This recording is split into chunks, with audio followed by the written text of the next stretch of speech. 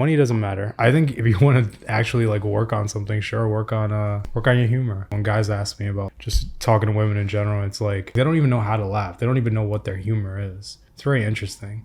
Like Really? they'll watch a comedy special or something and never laugh. And girls love funny people. You definitely don't need to be having a bunch of money to be making yourself desirable to the other gender. You would be alarmed at how much making money actually does not help that situation at all. Providing money isn't hot to most people. You just feel you're making the girl feel like a commodity. Yeah. You're making her feel purchased, which isn't sexy. It doesn't feel good. When you're making her laugh, when you're making her feel sexual, that's when she's gonna want you. Alexi said, how do you guys handle conflict between each other? The best advice for dealing with conflict in your relationship is learn how not to get angry. Because once you are angry, you're basically drunk. You do not have any sense left when you're angry. You're under the influence of an extremely powerful hormone. You're not going to say any of the right things. You're not going to communicate your point. You're not even going to know what you're upset about. You're just going to be mad and you're going to be looking for ways to express that anger. But also just actually sitting down and talking about it. You have to be able to actually handle the conflict and like talk through it. And you talk about it too. It's like being aware a little bit of what the other person is feeling as well. Yeah. And not just being super in your emotions and in your feelings and just kind of riling yourself up. Also, there's a really good book, I think, that helps you deal with conflict with your partner and just with anyone. I've definitely talked about it on this podcast before, but the Loving What Is, it really just unties all of the judgments that you have towards other people, and it just allows you to see where they're coming from. But if you're angry, you're not going to be able to do that. Yeah, I think it's a big thing to see where they're coming from and try to like really picture what they're feeling. Because most of the time, if you're in a relationship, that other person is not just out to hurt you. You know, it's not like he or she is thinking, I want this to be bad. They're just either not in control or too angry to think. Yeah. You know? Which is the other part about being too angry. You're not focused on the objective, which is let's have a good relationship. Your objective is let out my anger. So you both have to decide, is that your objective in the relationship? So Gifted said, how do you make them fear losing you after you've had their baby? They don't believe I can move on. Do you believe that you can move on? Is the big question, because I think it really doesn't matter. Plenty of people leave relationships even though that they've had children together. Yeah, and our advice about, you know, making them fear losing you, it's not so much like this manipulation tactic of getting someone to fear that. It's more so just like an internal thing where you need to actually feel good being happy by yourself. That's when they're really going to start. They're going to start to just subconsciously feel it. It's not this thing of like, oh, she's putting herself out there or something. It's just like, oh, she's actually happy. And it seems like it's independent of me. She's just happy. So it doesn't even have to get to the point where they have to have that fear. It's more so just like your vibe will change when you can actually be happy without another person. Yeah, absolutely. Jane said, how do you deal with retroactive jealousy of your partner's past? You cannot. You can't. You just can't. You cannot be that way. Yeah. It should be a clean slate. People's past really don't matter. So, I don't know if you're saying that he's jealous of your past, because that's a huge problem. Nowadays, there's a lot of men. They're looking at women's past and shaming them for it, calling them all kinds of things. And it's like when you get with someone, like that's new. Like you weren't part of their life before. Yeah.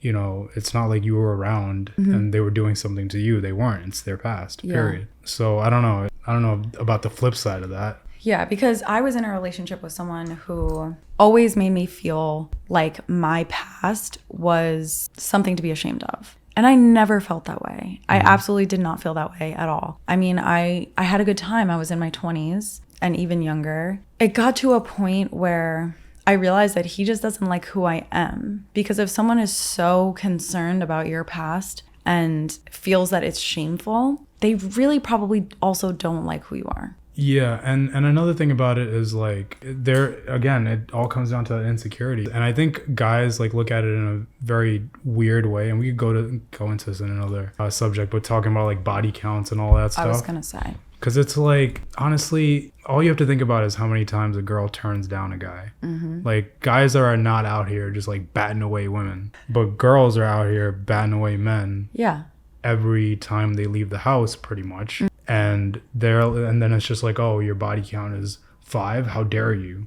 Yeah, like I turned down 500. Exactly. I mean, my feeling on jealousy in general is that it's never a legitimate emotion. I feel that it's a word that's thrown around for feelings that are much more nuanced than the actual feeling of jealousy. Carlette said, how to deal with toxic family members always putting you down during holiday season dinners. I actually just saw this TikTok where this girl was like, if someone says something to you that's, you know, out of pocket, basically say to them, it's so weird of you to say that to me. They're going to crumble. What are they going to do? Oh, it's so weird that you would say that to me. What are they going to say? I think it's kind of perfect. Yeah, maybe you could do that. But also just realize that family cannot be helped. People are just weird and you just have these people that you didn't choose. Just collect it to joke with your friends about later. Yeah, you just got to ignore it. You can't help family. Carlette said, I guess about her family, thinking about not talking to any of them for a few years and then changing my number. What do you think? I mean, you do have to understand that there's an emotional toll that goes along with that too. Yeah. I have a friend that stopped talking to his father because his dad was very draining. And granted, that was probably the best thing he could do.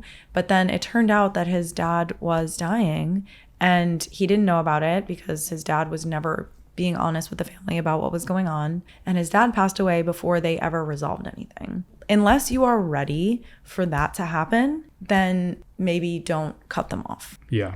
Unless you want to just make your peace with them and then do that. And if you're okay with it, all right. But there's definitely ways to remain in people's lives with setting as many boundaries as you can and also setting the emotional boundaries for yourself where you just are not emotionally affected by it. You just look at it like this is a movie. This is like a stupid rom-com type of thing where the family is obnoxious. That's why they make movies like that, because it's true. From it for sure, yeah. But you know, at the end of the day, your peace is more important. So. Absolutely. Steph said, how to get over a narcissist who has manipulated me into believing I will never get anything better. That is exactly what they do, isn't it? Just realize that he's textbook. This is textbook narcissism. So do not take this seriously. This happens all the time to a lot of women, from these psychos that like big themselves up, make them seem like they're God walking on earth. Even just with little things like, oh, like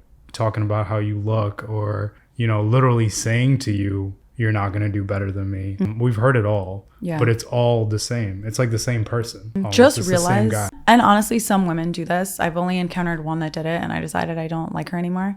We've talked about this. She didn't do it to me. Okay. But she has done it to a friend of ours, and I found that it was just very grimy. It's just without class to be doing that.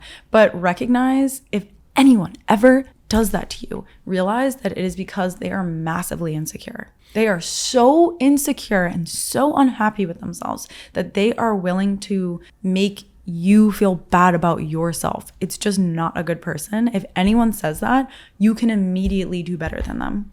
Yeah. Because they're worthless. 100%. No person that is actually like has any value in their life and isn't also insecure is talking that way. Yeah. As narcissistic as they are, to do something like that comes from a deep insecurity.